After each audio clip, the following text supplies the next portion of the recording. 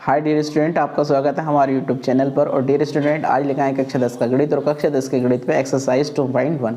तो एक्सरसाइज 2.1 से स्टार्ट करने से पहले डियर स्टूडेंट हम देख लेते हैं बहुपद किसे कहते हैं। बहुपद यानी कि पॉलिनोमियल्स। तो बहुपद वह बीजीय व्यंजक होते हैं जिनके चर की घातें धनात्मक और पूर्ण संख्याएं होती हैं।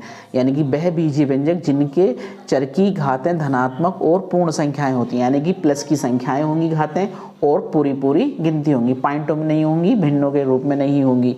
उसे हम क्या कहेंगे डियर स्टूडेंट? पॉलिनोमियल्स कहेंगे, यानी कि बहुपद कहेंगे। जैसे एग्जाम्पल रख रखे हैं हमने कि पहला एग्जाम्पल है 5x² प्लस का 2x प्लस का 3, यानी कि इनकी देखो x की घात 2 है, पूर्ण संख्या है और पॉजिटिव नंबर है। यहाँ पर x की घात 1 है तो ये भी एक पूर्ण संख्या है और एक पॉजिटिव नंबर है। यहाँ पर √7x² माइनस का 3x प्लस का 4 है तो यहाँ भी घातें जो चर है x उसकी घातें धनात्मक हैं और पूरी पूरी गिनतियाँ हैं। जैसे यहाँ पर 5y² माइनस का 6y प्लस का 7, तो यहाँ भी घातें क्या हैं? पूर्ण संख्याएं हैं और पॉजिटिव नंबर्स हैं। तो यहाँ पर जो चौथा एग्जाम्पल है वो z² प्लस का 3z प्लस का 5 है तो यहाँ भी इसकी z की घातें क्या हैं? धनात्मक संख्याएं हैं डियर स्टूडेंट।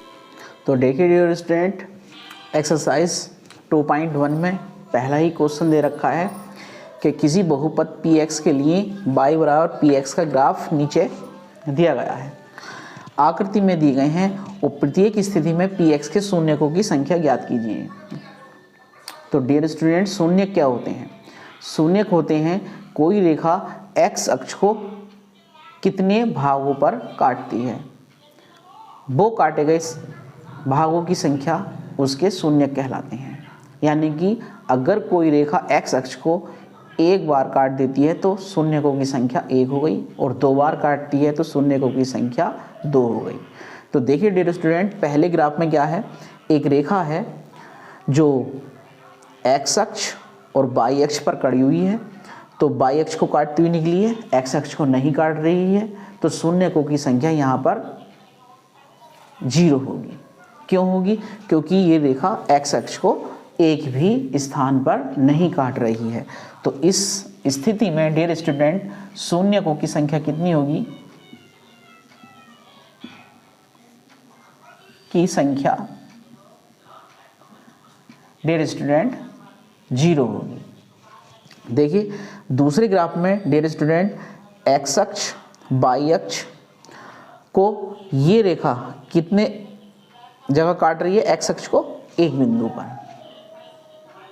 तो डियर स्टूडेंट शून्यकों की संख्या वो कटान बिंदु होते हैं जो कोई रेखा x अक्ष को कितने जगह काटती है।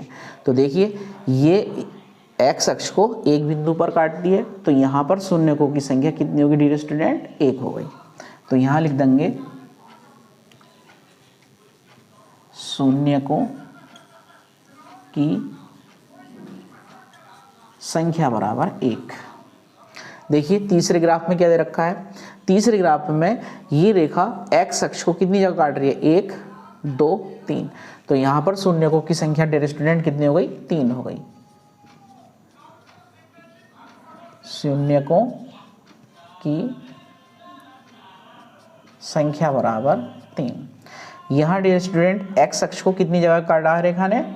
1 2, तो शून्यकों की संख्या हो गई डियर स्टूडेंट 2। शून्यकों की संख्या बराबर 2। डियर स्टूडेंट एक इसका स्क्रीनशॉट ले लीजिए।